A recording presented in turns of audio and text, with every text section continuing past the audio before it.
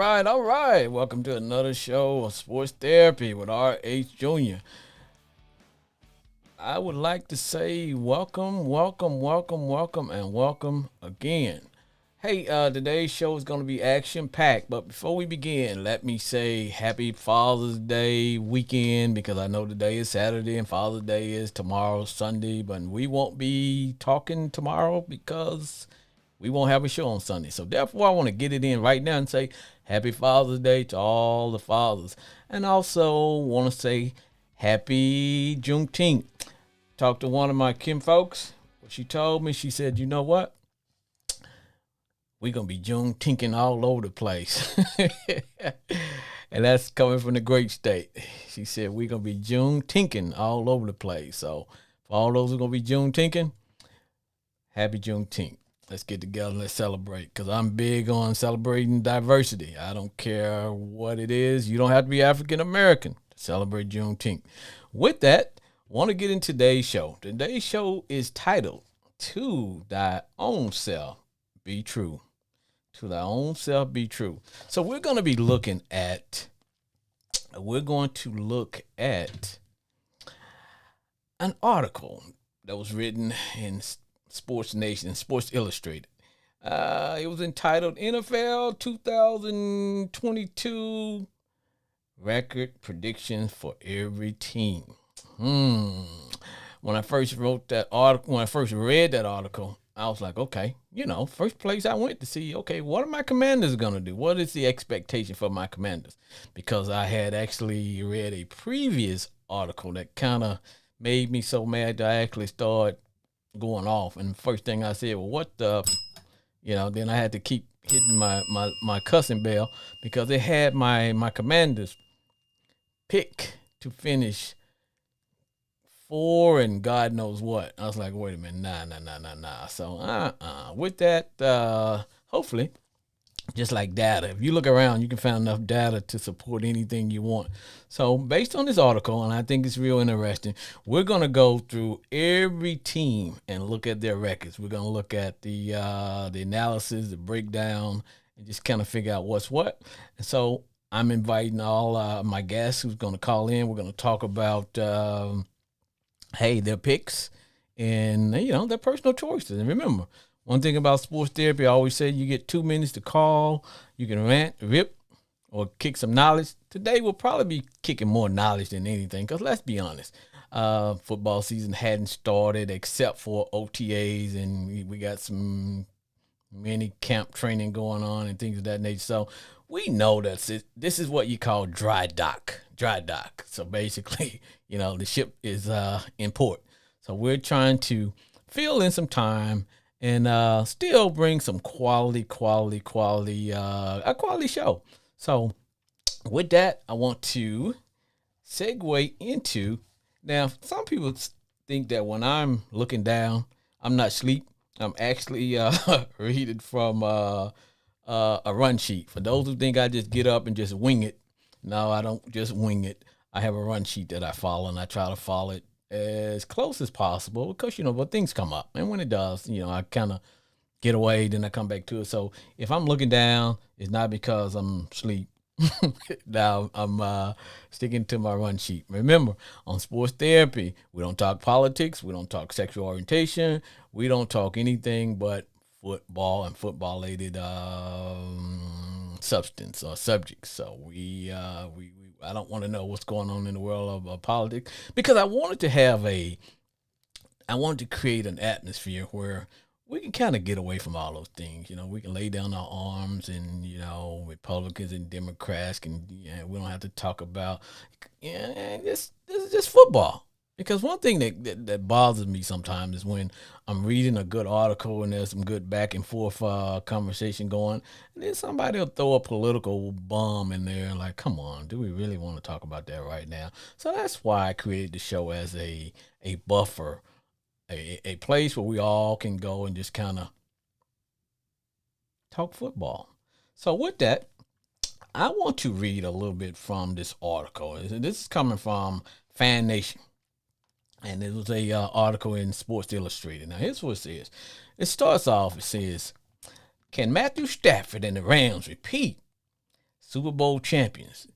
Do the Cowboys return to the big game because they have the easiest schedule?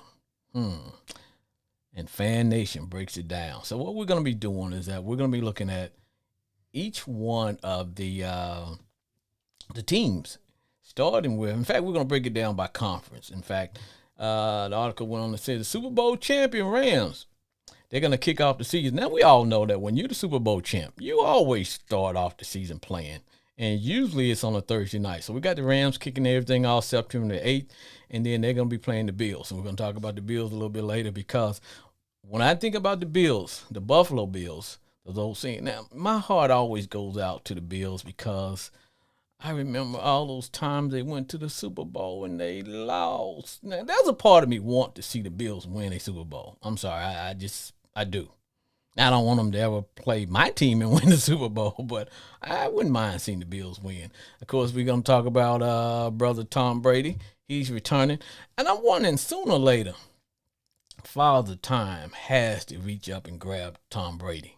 I mean, hey, the guy is what he is, but sooner or later, man, Father Time has to come knocking on his door. So with that, let's push on. Remember, this is Sports Therapy with FH Jr. And the title of the show is To Thy Own Self Be True.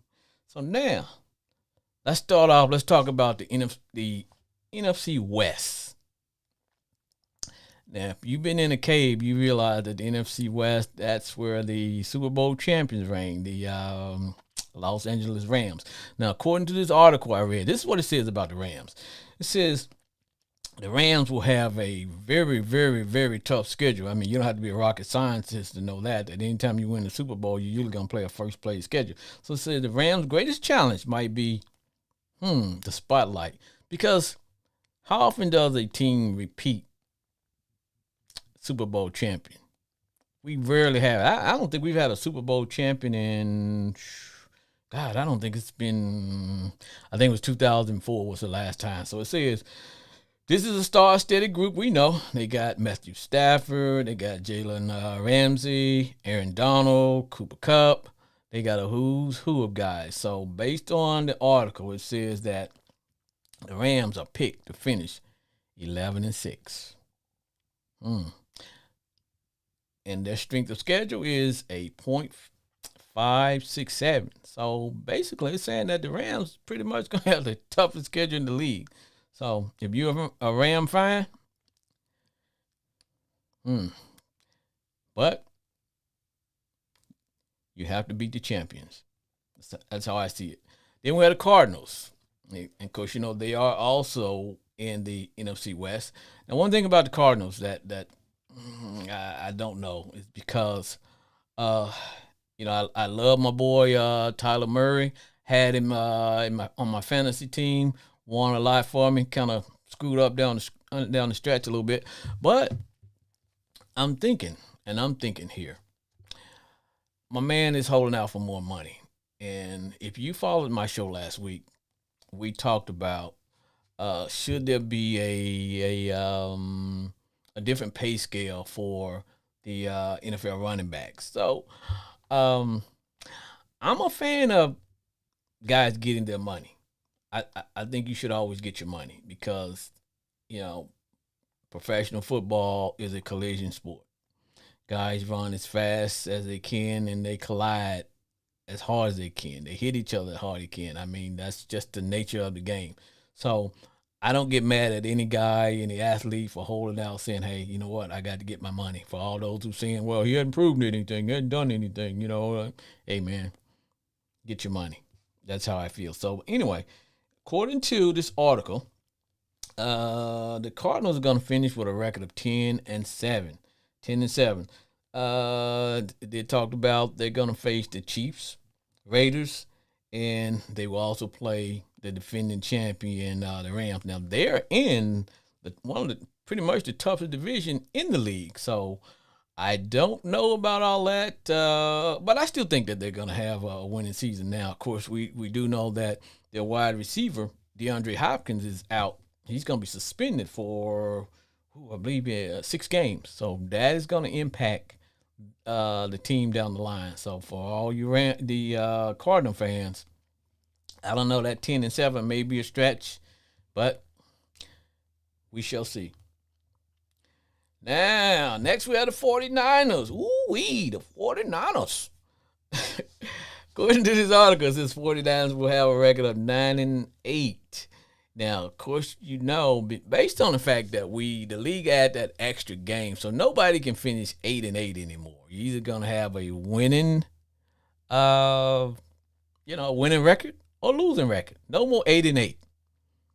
You know, I remember that I would always tease my Cowboy fans by always saying 8-8. We're going to Super Bowl. Now y'all gonna be 8-8. So no more going 8-8. So you can't go 8-8 anymore. So according to this, the 49ers, their schedule is gonna be brutal. Cause they're in that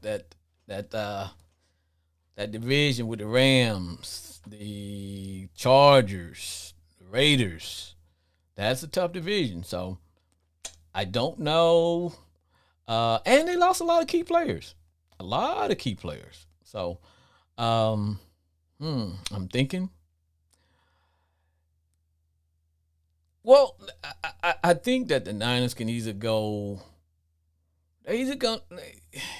You know what? They're gonna be 9-8. Okay, they're gonna be 9-8. Oh, what has happened to my Seahawks? Oh, the poor Seahawks, because they lost. They lost Russell. They lost Russell Wilson. And guess who they're gonna open the season and play? Their first game. They open up. They play the Denver Broncos. Can you imagine? That's just like losing your girlfriend to a dude, and then you got to go to the dude's house and eat dinner with them. Huh? Come on, we're asking too much. So according to this article, the Seahawks are going to go 7-10. 7-10. So much for the 12th man. Now let's talk about my favorite division. Note the shirt. My favorite division, the NFC East. When I was a kid, it used to be called the Beast of the East. The NFC East. Now, I always rip my Cowboy fans a little bit. They know it's all love though. Yeah. Come on, it is what it is. I'm in the bunker. Now, for those who don't know, I'm coming to you all in, I don't want to say enemy territory. Oh hell, it is enemy territory. I am broadcasting from the state of Texas, and I work with a lot of Cowboy fans, and we rib each other back and forth. I got a couple of family members, card carrying Cowboy fans. I grew up in the great state of Arkansas. Jerry Jones owns the team. Everybody in Arkansas is a Cowboy fan except for, some Saint fans, and we have a few. Since we're so close to Missouri, so we got some Kansas City fans there too. But the majority of Arkansas people are Cowboy fans, and those who live in the great state of Texas, the majority of them are Cowboy fans too, except for the Texans. But according to this article, the Cowboys are gonna go 11-6. And let me read a little bit about what this article says. It says the Cowboys will try to repeat as NFC champions. And we know that's not going to happen. No one ever repeats as NFC champion. We're not going to have it. I mean, it's in the charter. They hadn't read that little part at the bottom that says you're not allowed to repeat as the NFC champions. So it's something that it simply does not happen in this division. Hey, that's what I just said, okay? But it says considering the state of the division and Dallas' easy schedule, 11 wins seem to be doable. The part of the schedule to survive is week 1 through 2 at home against the Buccaneers and the Cincinnati Bengals. So for my Cowboy fans, 11-6. You know, I honestly think that that window for the Cowboys is closed, and not because I'm a Commander fan, but I just think that window was there, that opportunity, and just like with the Cowboys, and we're gonna talk about the Buffalo Bills lately. You can have a good team, and you can have everything in place. That means the conditions are right. For those of you who have ever been in a tornado, they say the conditions are right. See, the conditions were right for the Cowboys to win a Super Bowl. Doesn't mean it's going to happen, but it means that the conditions were there. And I think the conditions were there the last 3 years. So you get that window, and when you get that window, you have to win. They're not going to give it to you, but that's that window there. So I actually think that the window has closed on the Cowboys. I could be wrong, but that's where I am on that, and I am being as impartial as I can get in terms of talking about Cowboys and now truth be told, I don't want them to win any game because they're in the same division with my team. So I have to be honest. I don't want them to win. I definitely don't want to see them go 11-6. But according to the article, the Cowboys will finish 11-6 with a record. Now it did say that the Cowboys and the Commanders, we got the easiest schedule in the league. So, and I don't know how they get the easiest schedule in the league. They won their division champion. So I just thought that they should have a stronger schedule. That's just me, impartial me. Then we have the Philadelphia Eagles. Fly, Eagles, fly. Now, if anybody tune into the draft, you know that the Eagles hit a home run in the draft. Man, they got some good quality draft picks, and then they made a few trades. They picked up A.J. Brown, star receiver. I think they got him from the Titans. So according to this article, the Eagles are going to be 10-7. 10-7. The Eagles were a surprise entry until the playoff last season, earning 7th seed with a 9-8 record. The only issue I have with the Eagles, and I just don't think that Jalen Hurd is the man. I don't think he's the man. And I'm a big Hurd fan because he he did play in college for my favorite team next to my beloved Razorbacks, OU. And I love watching him play. I don't know if it was him or if it's the system, because some I can't believe it was that system, because he didn't throw a lot. They built the offense around his ability to run, and of course a running quarterback does not last that long in the NFL.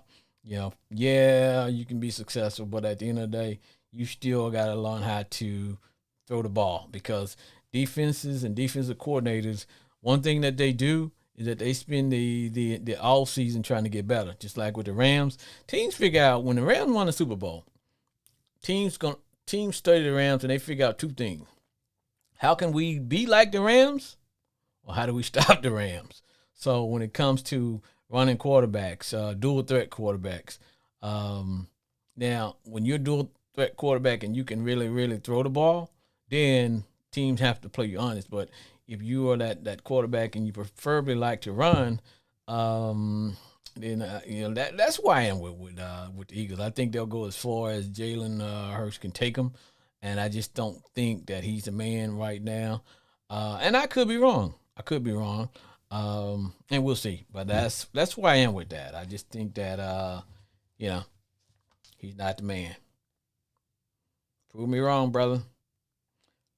So according to this, the high flying Eagles will be 10-7. 10-7. Now we get to the good stuff. Y'all notice how I smile and perk up? Because we're talking about my Washington Commanders. Now, I did mention that I read a previous article, and it said that my Commanders were going to finish with 4 games, and I was cussing and just doing all kinds of crap. Then I found this article that put me in it. Well, it put me in a better frame of mind, but I think that my Commanders are going to win the division. Yeah, well, I do. I think that. And for those of you who say, well, how can you? Because here's the thing. There's this old country saying, takes a sorry dog that won't wag his own tail. So, yeah, hell, I got to be on my team side. Okay? Think about that. So, I think, I hope my man wins. If he just try the bus, brother, because I think we got a good defense. I think we're ready to make that next step. I think last year the expectations were a little bit too much for our young defense. I think they were the previous year. I think they were like a year ahead. And I think this year will be the year they'll get it done if we can get some decent quarterback play. But I actually think that I think my man Carson Wentz is going to be okay. You know, I read an article. Someone was talking about performance at minicamp. And one thing I tell people, two things I don't really get hyped up about is minicamp and preseason. Minicamp and preseason. Now, I'm not a pro football player. I haven't been there, but I think the whole thing for minicamp is practice. And like Iverson said, practice. Practice. We're talking about practice. Not the game, but practice. Not the game. Practice. So y'all want to know where that coming from? Google that Iverson video. Practice. But I just think that, according to the article, we're going to finish the season. The Commanders are going to finish the season 8-9. I actually think that the Commanders will win 10 games. That's where I come down on that. I think we'll win 10 games. I think we're going to beat the Cowboys, or at least split, because when it comes to the Cowboys and the Redskins, or the Commanders, or Football Nation, or whatever you want to call us, two things you can't do. See, when I played in high school sports against my best friend or my brother or my family, I'm always going to play the hardest against them. So when it comes to the Cowboys and the Redskin Nation or the Commanders, one thing you can't do is you can't measure hatred. You can't measure hatred. We hate them, and they hate us. So you throw out all those records, all that crap gets thrown out. You can't measure hatred. No. I remember there are years when we didn't beat anybody else, but we beat the Cowboys. And I remember years when they didn't beat anybody else, but they beat the Skins or the Football Nation. So one thing about it, you can't measure hatred. So that's why I'm on that. I think my Commanders are gonna win 10 games. So anyone dispute that, call into the show. Then we have the Giants. According to this article, the Giants are gonna go 8-9. Now keep in mind, the Giants, are they rebuilding? Or are they not rebuilding? Or are they just whatever? But I know they got a new coach, according to this article. Now, for those who are big on data and analysis, and in fact, I'm going to do a show, old school versus new school, where, now I'm old school, but I know some of the old school ways doesn't work anymore. You got to be, what's the word? You got to be you got to be a player's coach. Back in the days, they didn't give a crap what the players thought. You were there because you had a certain skill level, and you expected to provide that skill. But I know things have changed because we got analytics. The kids are coming up following analytics all through their career, high school, even Pee Wee League. They have analytics. They look at data. According to this, if you do this, you do this. If you do that, you do this. So I understand that. In fact, a lot of teams are hiring a analytics guy, a person. It may not be a guy, could be a female. So analytics plays a big role in this thing. So when I say that,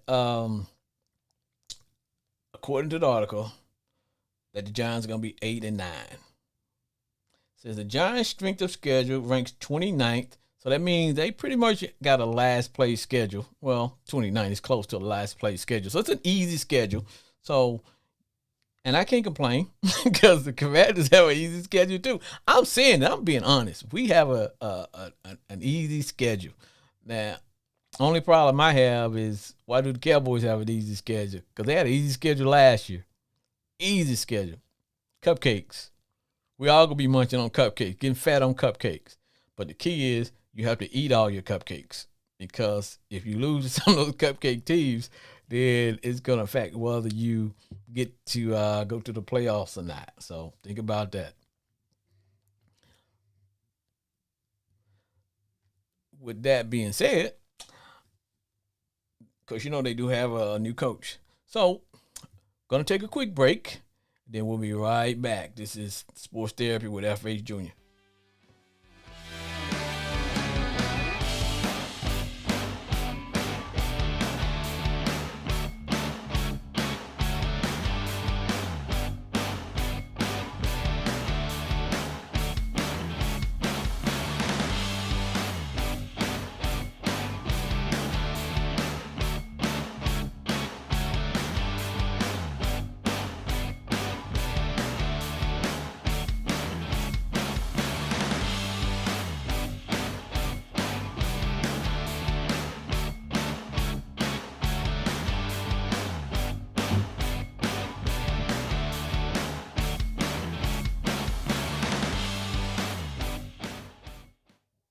All right, we're back. That was a very, very, very, very, very short break.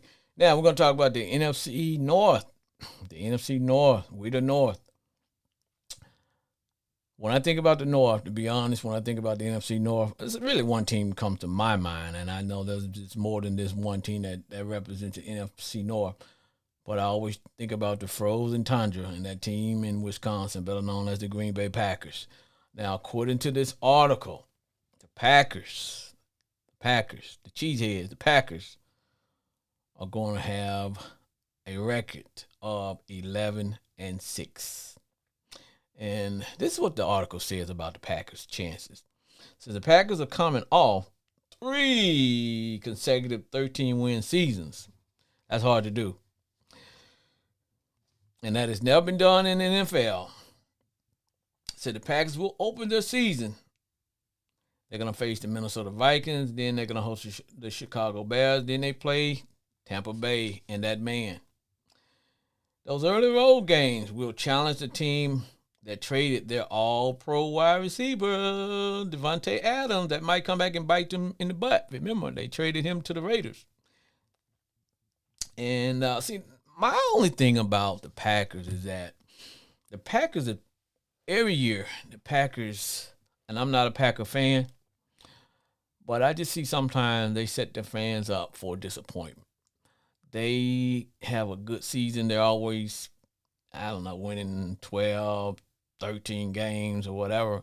And then somehow they get to the playoffs, and although they get past first round on a regular basis, it's just that, because, when you're a Packer fan, you got standards. The standards are there, man.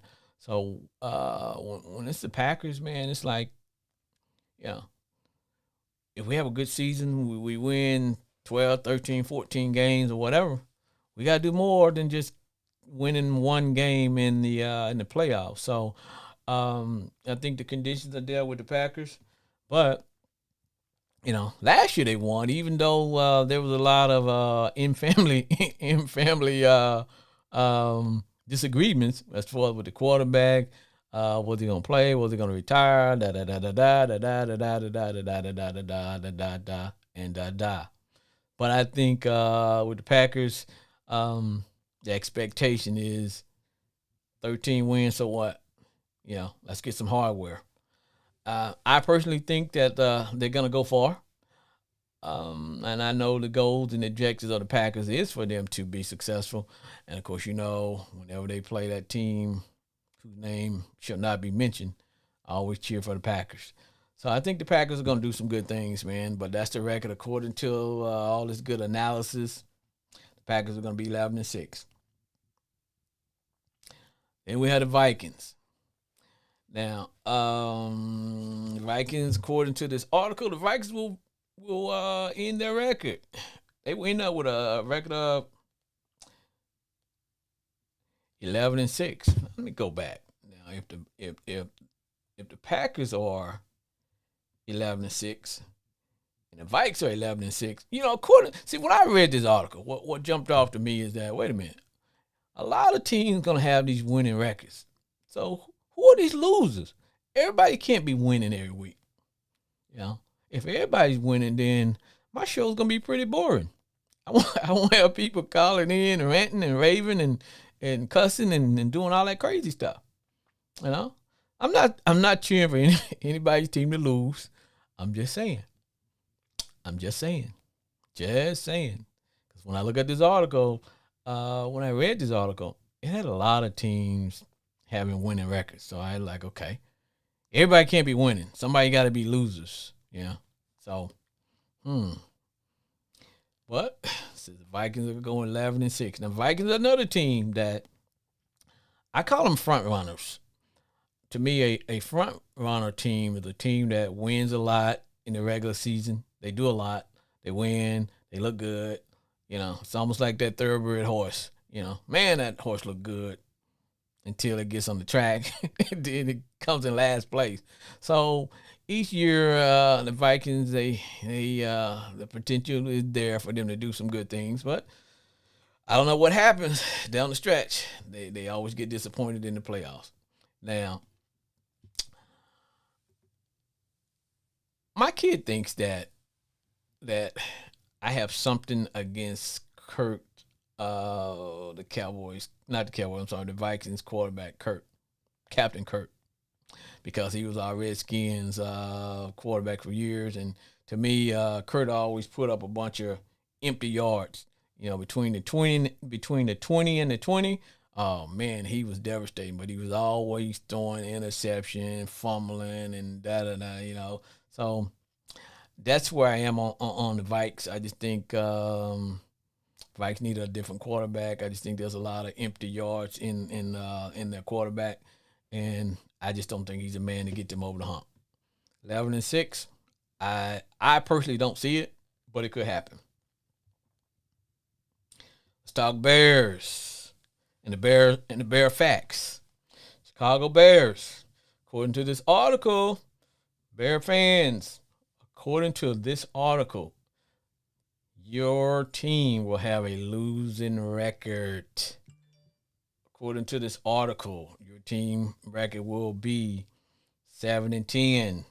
It says the toughest stretch of the games come early for the Bears, who would prefer it if it broke differently, considering that they're in, we can't use that R word in football, rebuild. I don't have a lot of expectation for the Bears, but I'm not a Bear fan. And because, we don't shame people for their fandom, even though some people fandom may be a little bit misguided, but that's why they call them fans, because, fans is short for what? Fanatics. So I'm hoping that the Bears do a little something this year. And this year will be the time that the Bears are going to find out about their quarterback, Justin Fields. Is he the man? Because they ran the other quarterback out, traded him, and they ran my man Mitchell Trubisky out, and he went to the Steelers. So we're going to see how that's going to go. So Fields, you're the man this year. So according to this article, Bears record is going to be 7-10. Detroit Lions. Now, what I'm going to do today, I'm going to cover every team, all 32 teams. That's why I said it's hard for me to say that everybody going to have a winning record. But we're talking about some of those teams that, according to this article, are not going to have winning records, and the Detroit Lions are one of them. It says, now their strength of schedule is a .467, So the Lions begin. Now this is going to be Dan Campbell's second year as head coach. So is his seat going to be hot? But can your seat get really hot in Detroit? That's a cold weather state. Can you can your seat get hot?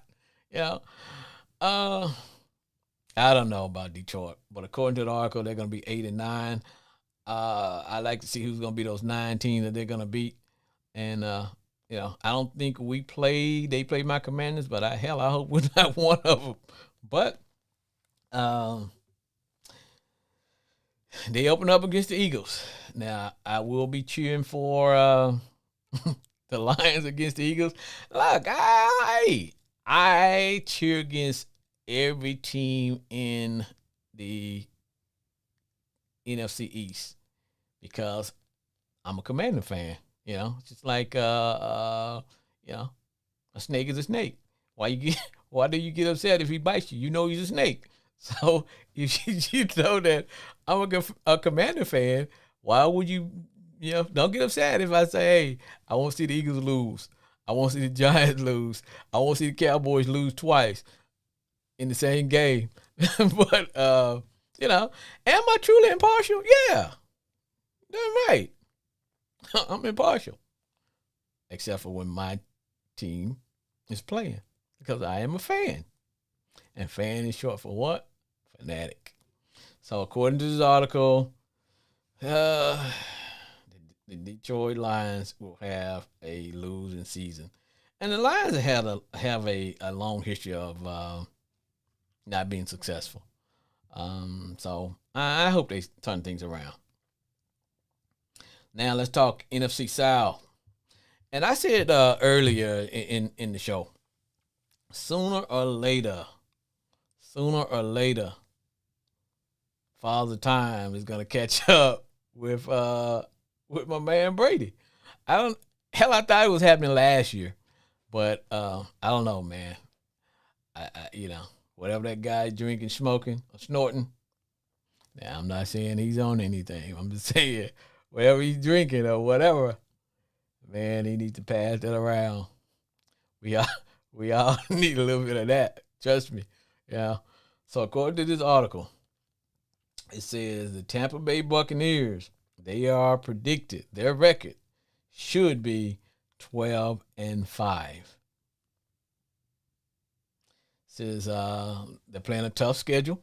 The strength of schedule is a 0.535 based on the analysis. They got a tough schedule, pretty much. I would say a first place schedule. Now, this is what the analysis says in terms of the Buccaneers. It says road games at Dallas and New Orleans will provide a great task for Tampa Bay to start the season. Things only get tougher from there, as back-to-back league MVP Aaron Rodgers and the Packers travel to Raymond James Stadium for the Bucs' home opener. This is going to take place in Week 3. Then followed by a visit from my homie, Patrick Mahomes, and the Chiefs in Week 4. And if the Bucs can manage to come away with at least 2 victories in that 4-game stretch, they'll find themselves in good condition. You damn right they're gonna be a good position. Let me hit my cussing bell. I had to hit it like small, like there we are. Now, because if they get past my boy Patrick Mahomes and Rodgers, then I still don't think they're gonna go 12-5, but that's just me. That's just me. And let's talk about the Who Dat Nation. The Who Dat Nation. Now, got some serious concerns when it comes to the New Orleans Saints, and that's at the position of quarterback. I know Jameis Winston is going to be coming off of a major injury. I don't know how. I've never had any major injury, to be honest. So I can only go by what I've seen and observed and been told that first year, although players are completely healed, but it's just a lot of times it's in the mind. It's in, your mind. You're thinking about, should I protect myself while I'm playing instead of just going and playing? Because It's just like I remember when I was in high school and playing basketball. My coach always told me, basketball is a game you can't think and play. You just have to play, and so and the same is for football and many other sports. When you start trying to think and play the game, now I know people say, "Well, yeah, what about the cerebral guy he's very cerebral?" Yeah, the hell with that. You gotta go out and play. And so if the first year, I really don't think he's gonna be 100%. Because they say when you come off a major knee injury, it's usually that second year when you kind of feel comfortable enough to kind of do some of the things that you used to do in the past. So that being said, according to the article, the Saints are going to be 11-6. It says also they have a new coach, Dennis Allen. Now, I don't know. Will the Saints keep the same system in place, or will they try to do something different? Will they do something different? Because there's no Drew Brees, there's no Peyton, and so they do get back the big time wide receiver. Hopefully they can get him in the mix. So if the Saints can incorporate all that into a new coach, if they can get my man 7-11 back and get him playing and get him back in the mix, get him happy. And, so I just worried about the quarterback position. And that's going to either be that's going to make or break the Saints with that position only. And that's where I fall on that. Now, it does say quarterback Jameis Winston and the Saints will open their season with 3 consecutive games against the NFC South rivals. So now they can kind of make some hay there. The Saints have the 7th most challenging schedule, so they do have a hard schedule. Now, and one thing I've noticed is the league mad at the Saints. What say ye, who that nation? Because it's almost like the Saints never get I won't say a weak schedule, but the Saints always end up with a tough schedule every year. Now, I know a lot of it maybe because they are marketable, but the Saints never get a break. They get bad calls. We all know about the great, what I call the great train robbery. So, but it's like the Saints don't get a break. They don't. Hell, get the Saints an easy schedule. Give them the Cowboys schedule. And you can't give them the Commander schedule, but give them the Cowboys schedule. The Saints don't get a break. Every year, they get damn near first place schedule to play. Division champs, second runner-ups, Super Bowl champs. Get the Saints a break. What say ye? Who that nation? Then we got the Dirty Boys. The Dirty Boys. They're in full rebuild. According to the article, the prediction for the Falcons are 7-10. So the Falcons bosses did not concede to being in a rebuilding mode last year. Sometimes reality sets in. There's old saying, nothing is real until reality sets in. Nothing is real until reality sets in. So reality for the Falcons were, hey, we are rebuilding. We are in rebuild mode. So according to the article, they are going to be 7-10. Now, as I mentioned in our show earlier, I said, hey, you know what? We're in what I call dry dock. Football season is starting, mini camps, OTAs, and all that good stuff. And things are kind of slow. So and I understand that, I know I had about 300 people to text me, and we talked about the show and we talked about some things, and I know things are gonna be slow until football season start, and when it's like that, that's when, hey, you got to give me the ball on the 1st-yard line, and I have to carry the show, so I have to get the ball across the finish line without fumbling. So far, I hope I'm not fumbling the show. So I'm capable of making that touchdown. As long as you hand me the ball about 1 foot away from the finish line. Now I can't get deep in the backfield. You can't tell me, F.A. Junior, get in the I formation. we gonna hand it to you about 8 yards deep. Ain't gonna happen. I'll fumble every damn time. But so today, if I have to carry the show, hand me the ball, baby. Now, let's finish talking about let's finish talking about predictions. To thy own self be true. Now, if you're calling in or if you are remember the show is live, so we're on Facebook right now. So if you tune in to Facebook, you want, what the hell is going on? Who is this guy? This is Sports Therapy with F.A. Junior, where callers get to call in, get 2 minutes to rant, rip, and kick some knowledge about the NFL. And today's topic is to thy own self be true. A little Shakespeare for you. So we're talking about an article in Sports Illustrated where members of the Sports Nation put out some data indicating a prediction of what each team record will be for this year 2022-2023 football season. Of course, we know the season don't kick off till later. We got OTAs going. We got mini camp going. We got all kinds of stuff going on. But according to the article, this is a prediction for what each team is going to do. So I'm going to take another little break here, and we're going to come back, and we're going to talk about the Carolina Panthers. This is Sports Therapy with F.A. Junior.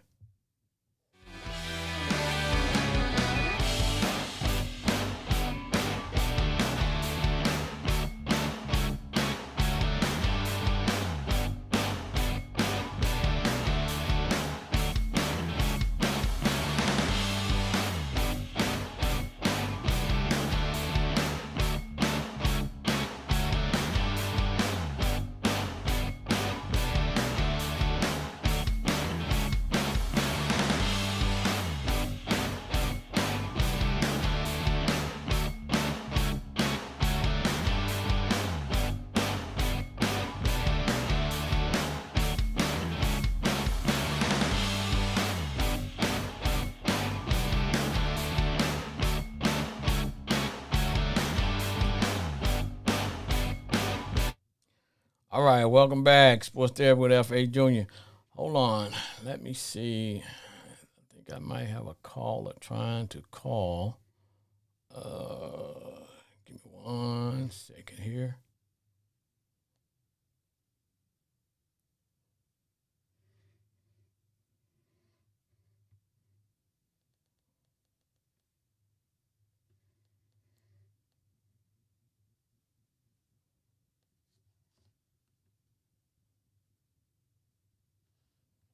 Bear with me, folks. Can I get a little technical difficulties? And it's not with me. Cause when I first started the show, I was like, "Whoa, I'm having to do a little bit too much." But I think I got a lot of this down to science, man. Let's see here.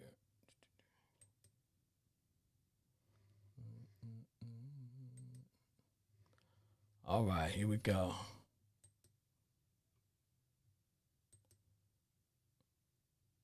Hello, caller. Welcome to Sports Therapy with F.A. Junior.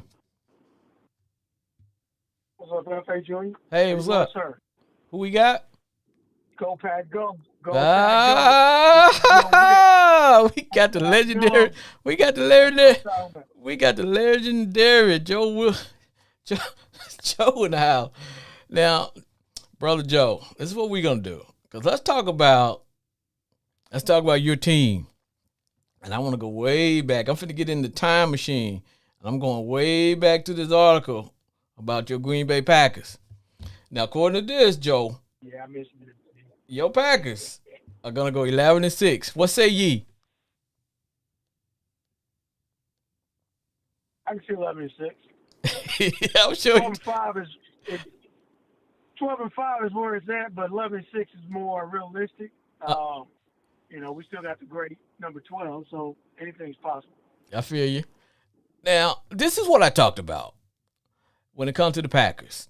Now, I don't say this too loud, but other than my Commanders, I root for the Packers to do some things. But every year, brother, they disappoint me. They have a hell of a season and get to the playoffs, and what happens?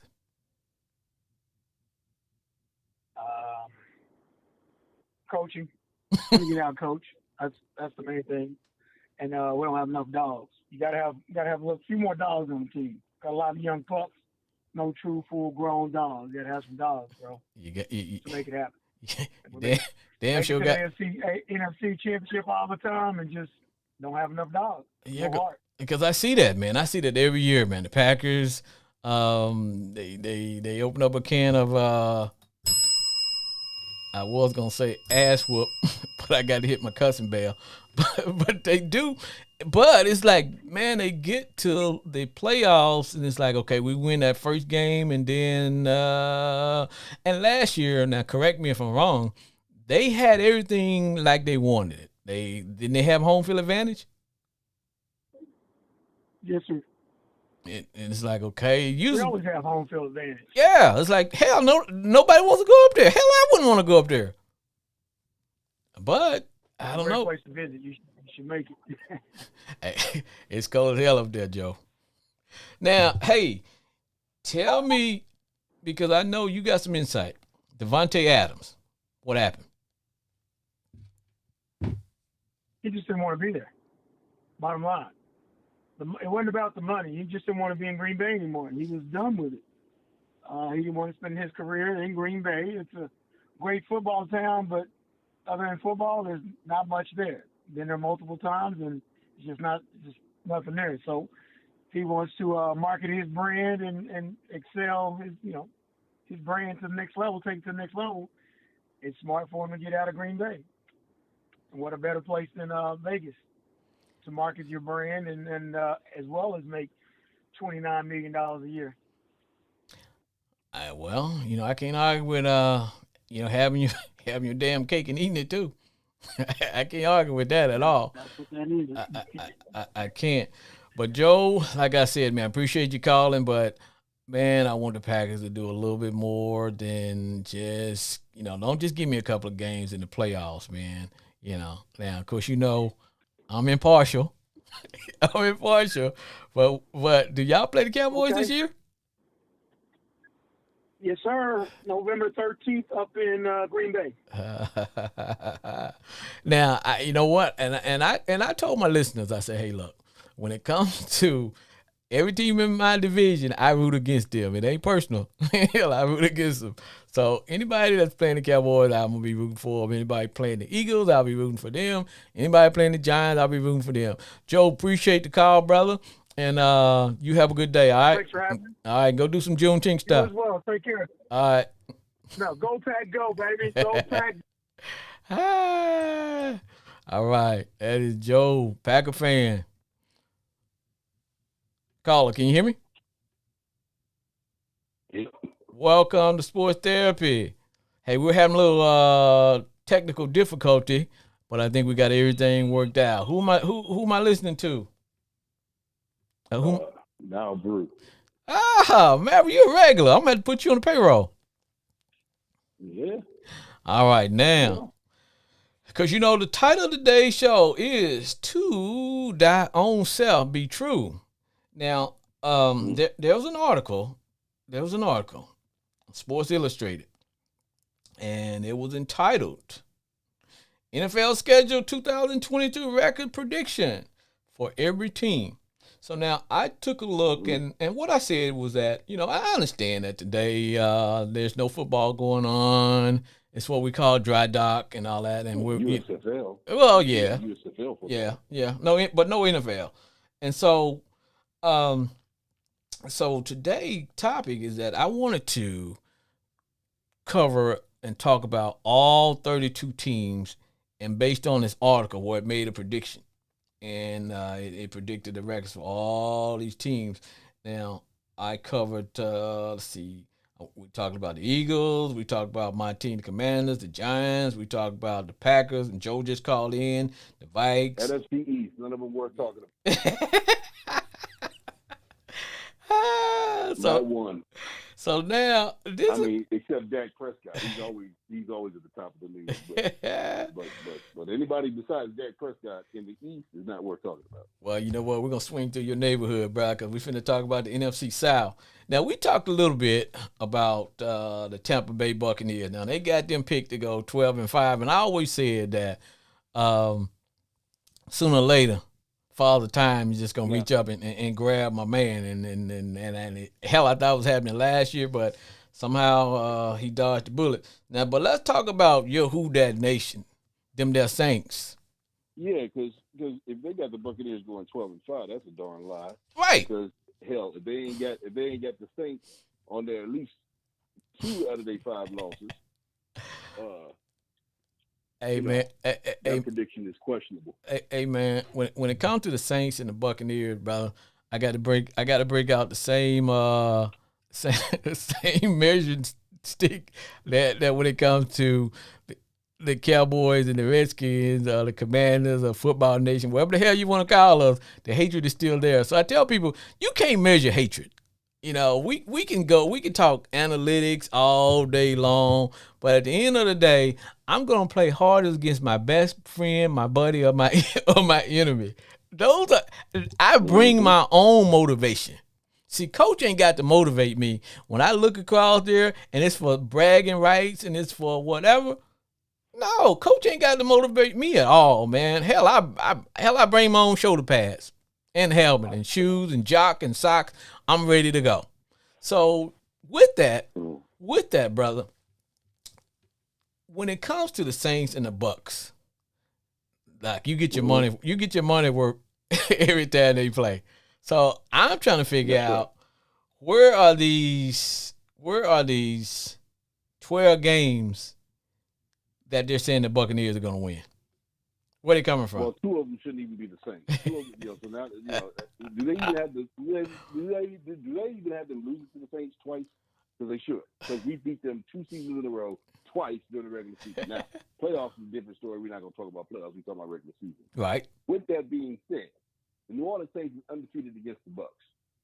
4-0 when they got Tom Brady. Matter of fact, they should get rid of Tom Brady so they can at least win a game against us. I agree. Now, what do they have my Saints on? Because I'm about to shred that all up too. Matter of fact, Sports Illustrated should be paying me because I'm probably a little bit smarter than their predictors. So what do they got my Saints on? All right, here we go. They got your Saints going 11-6. Can you live with that?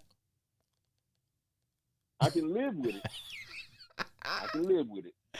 Now hold on. I think we got a 13. I think we got a 13 or 14-2 team. We got a 13-3 team or a 14-2 team. And the only reason why we're going to lose those 2 games is simply because we're going to play teams who have a just as good a culture as we do, or maybe a tick better. Well, you got to remember, out of the 32 teams, the Saints have the best locker room. Well, the Saints have the best cultured locker room. Well, and we have the most consistent coaching culture, which means Sean Payton is still there. See, some folks think that Sean Payton is gone. Sean Payton is not gone. His coaches are still there. His players are still there. His bosses are still there. He is the mayor of New Orleans. Now, people got to people realize that. Now, Ricardo, let me say this. This is what I feel. And this is what this article went on to say about the Saints. It says, in its analysis, says the new head coach, Dennis Allen, quarterback Jameis Winston, and the Saints will open the season with 3 consecutive games against NFC South rivals. Before meeting the Vikings in London in Week 4, the Saints have the 7th most challenging schedule, which features the Raiders, Eagles of the NFC West, NFC North, and NFC South. Highlights of their schedule includes hosting Joe Burrow, return to the Bayou, 2 Monday Night Football contests and one Thursday night game versus the Cardinals. This season, the Saints will travel Okay, plenty of opportunities to make. So the Saints will have plenty of opportunity to make the run. But let me say this. This is what I said. Every year I've noticed that the Saints don't get a break as far as scheduling. Now I might be wrong, but that's just no. And here's why. Because when we won the Super Bowl, Roger Goodell has always had it against the Saints. Always. who that. Now, the reason why I keep saying that is because him and Sean Payton do not get along. In fact, they don't even like each other. Let's go and put that on the record. Okay? If you notice 2 years ago, after the Saints lost in the NFC Championship game, Sean Payton did a press conference. And underneath his Saints gear, he had a T-shirt. I remember that. Okay? Because if you go back and look at it, he had a T-shirt that had Roger Goodell on it. It had a little message towards Roger Goodell. Yes, right? I remember that. He's never really liked us. Okay? He suspended our coach for a whole entire year. Okay? So this should tell you the animosity between Roger Goodell and Sean Payton. Now, Sean Payton is a little bit more subtle about it, but, you know, he's definitely, I mean, there's no subtling when you suspend a head coach for an entire year. You're not subtle about your dislike for him. Okay? but, you know, Sean Payton wearing a little message for you underneath his Saints gear, that's a little subtle. But they don't like each other, okay? And it's not a secret, okay? Now, I can't speak for either one of them, but I'm talking about their actions toward each other. Right. Says there's some disdain or dislike, okay? Moving on, why I keep saying that Joe Burrow is easy? Because Joe Burrow ain't really played the Superdome on the professional level. Now, he did it on the collegiate level when he won the national championship, but that's a lot different than playing in the professional level, and you got these crazy Saints fans so deafening. Their volume is so deafening that you can't even hear yourself when you're calling the snap count. Okay. The reason why I say it's easy and then when you look up in the stands, you see them dressed out in all kinds of stuff. I mean, it's like right. But if you ask your prior caller what we did to Green Bay, we embarrassed them, and they had a 2-time or 3-time MVP. We embarrassed them. Okay? So Joe Burrow is easy. That's slim pickings. Remember now, he went to the Super Bowl in the AFC. That ain't that tough of a conference. So our Saints, 11-6, I can live with. 12-4, 13-3, 14-2 is more realistic.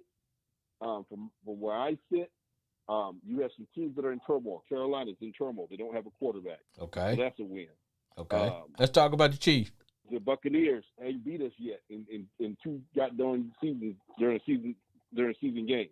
So that's 2-0. Okay. The Falcons have a new quarterback that's worse than Matt Ryan, who they got rid of. So True. That's 3-0. There's your answer. Okay. Now, the only way we're going to lose out of one of those 3 teams is if Jameis Winston mucks it up. And I expect him to be better this year than he was last year. But there's only one problem. He's wearing a knee brace. Well, I was going to ask you, because usually when a player comes back off of a major injury, that first year, they're kind of a little bit shy and timid as far as, you know, they say it's that second year when a player finally feels like, okay, I'm not favoring this knee. I'm not worried about injury. I'm back to my old self. Yeah, but that's why we drafted offensive linemen, right? That's why we drafted and signed offensive linemen, because if James Winston's going to be your quarterback, because if you remember, we really wanted Deshaun Watson. Okay, so we went after Deshaun Watson, even to the point to where, you know, Miss Benson went to Houston, right, and had a conversation with Deshaun. So we really wanted Deshaun Watson. Well, so that's another show right there in itself, because I think he's going to be suspended. Yeah, well, I'm thinking if we didn't get him, because we would have had to keep Jameis Winston. But Jameis Winston, some Sundays he's famous Jameis, and other Sundays he's infamous famous Jameis. Wait a minute, hold on, man. So he's not as consistent as we like him to be, but he will do. I mean, again, we went 9-8 last season with duct tape. We played 4 quarterbacks last season. True. 4, and we went 9-8. So what does that tell you about how dangerous we really are? If we had a quarterback, we got everything. We got defense. We got defensive line. We got linebackers. We got defensive backs. We got special teams. We got running backs. We got wide receivers. We got offensive line. Hell, we ain't got no quarterback. So we got everything. We got a coaching staff. We got the same culture. It's that quarterback position that's most concerning, simply because we don't have a franchise quarterback. So now, do y'all have Michael Thomas back in the family and happy? Well, he hasn't practiced yet. We happy that he's there, but we'd be even more happy if he was on the field. But he's there, great. He was there last year. We didn't play. Right. So the $100 million man. We'd like to see the $100 million man. Beat up defenses like he always does. But we understand that if he's not fully healthy and ready to go, we don't want you on the field. I got you. Right. So when you got a $100 million player, he's your most valuable asset. So we want no excuses of why you can't dominate like you did 2-3 years ago. So bottom line is that it's going to come down to, in your all division, it's going to come down to, as usual, the Saints and the Buccaneers. Saints and Buccaneers. Well, Ricardo, appreciate you. It will. Appreciate you calling, and appreciate you kicking some knowledge. And like I was telling everyone, hey, we know this is Dry Dock, and we're trying to make sure that we have some shows that keep our listeners interested.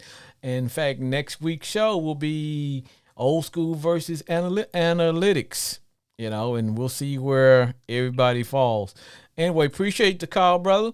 And we're going to push on because we're getting close to that hour. Thanks, man. All right.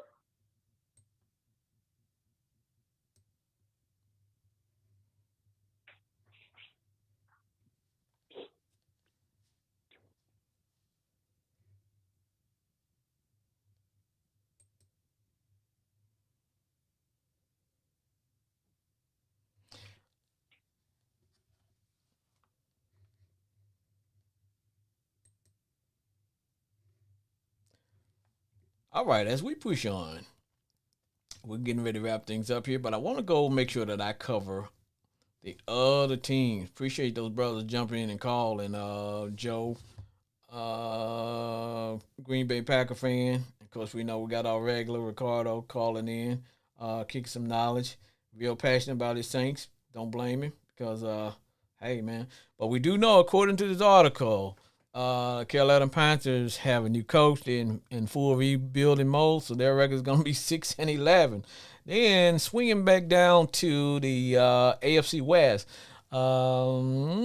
Here we have the Kansas City Chiefs. Chiefs are picked to finish 12-5, according to the article. While the Chiefs have one of the toughest schedules in the NFL, the biggest question this year won't be about the record. It'll be about, can they get all those new rookies up to par? It's the old saying.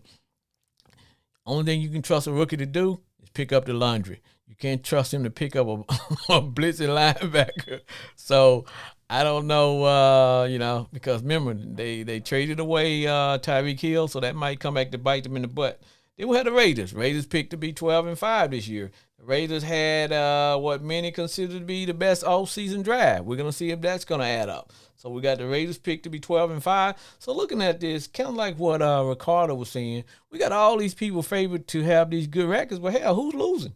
Then we have the Chargers. Is this going to be the breakout year for the Chargers? According to the article, Chargers will finish with a record of 11-6. It says now they have a tough schedule. They have a .519 schedule based on the analysis. Will their quarterback break through? Will it be a breakthrough year for their quarterback? So all those things are going to be taken into consideration. Then we have the Broncos. Remember, the Broncos had a new coach. They picked up Russell Wilson this year. Were they a quarterback away from success? We'll see.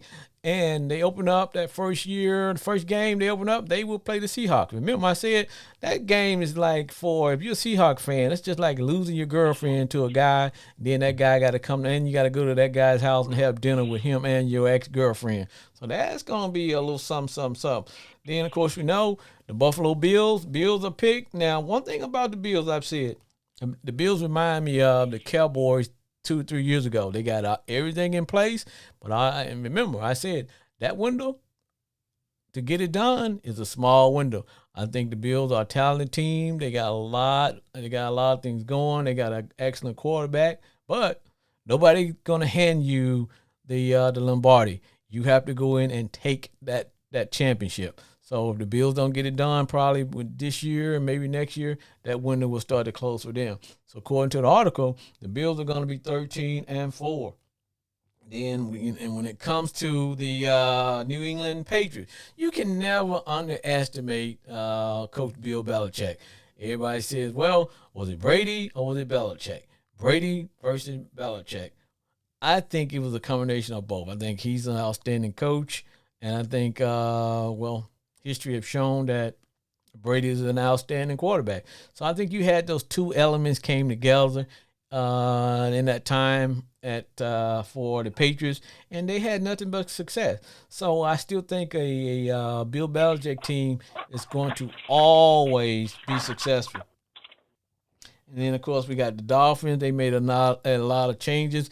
This is going to be the year that Tua are going to have to get it done. There's an old saying, he's got to, or get off the pot. So it's going to be, if he doesn't get it done, then they got to start looking for a different quarterback in that position. So according to this, they are predicted to go 9-8. Then we got the Jets. Jets, Jets. According to the article, Jets are going to have a losing record. They're going to be 7-10. I don't know if it's going to be rebuilding, but hell, the Jets are always rebuilding. And now let's talk about the AFC North. We got those Bengals. With Joe Burrows. Bengals are picked to go 12-5. So the Bengals may play 8 playoff game teams from a year. And it says they include 6 during the second half of the season. The good news, the first 9 opponents had a combined winning record of .464. So in other words, their first 9 opponents were all losers last year. So big things are expected of the Cincinnati Bengals. Their record is projected to be 12-5.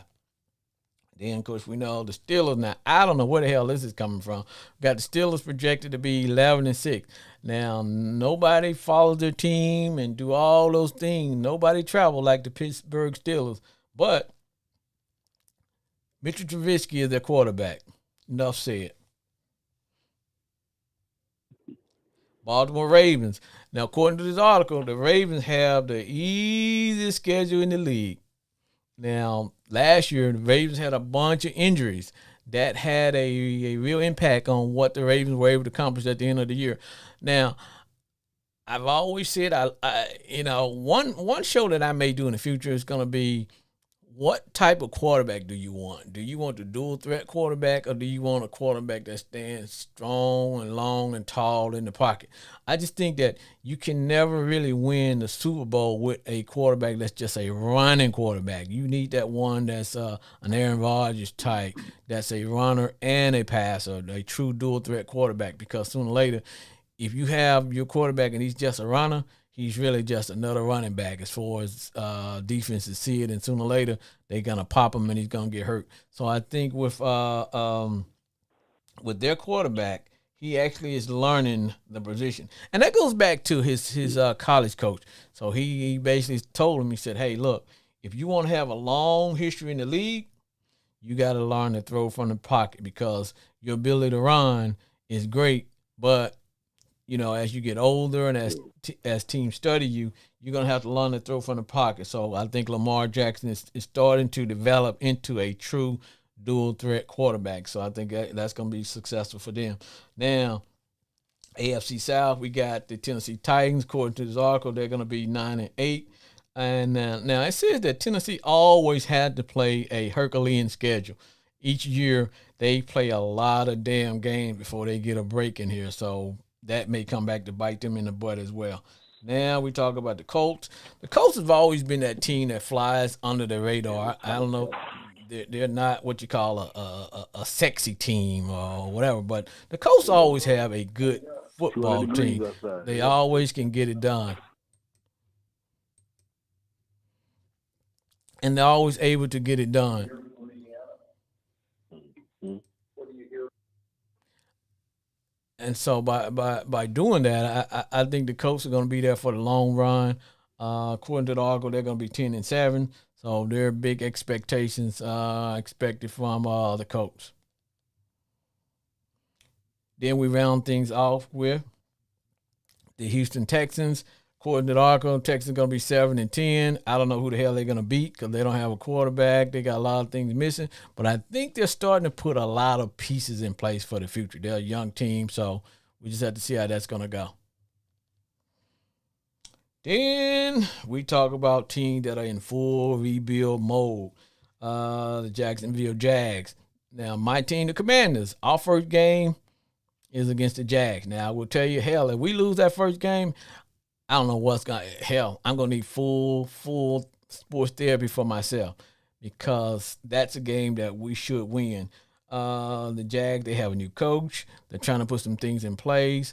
Slowly, hopefully, they'll build some parts around their outstanding young quarterback so he can have a good career and not get him all hurt and gun shy and stuff like that. So that's the prediction for the Jags at 6-10. And folks, that is the prediction of all 32 teams in the NFL. So with that saying, I'd like to thank all my guests. I'd like to thank you for tuning in. And remember, go do some Juneteenth stuff. And happy Father's Day to all the fathers out there. And remember, this is going to wrap it and cap it for the show. And for all the golden lions out there, stay golden.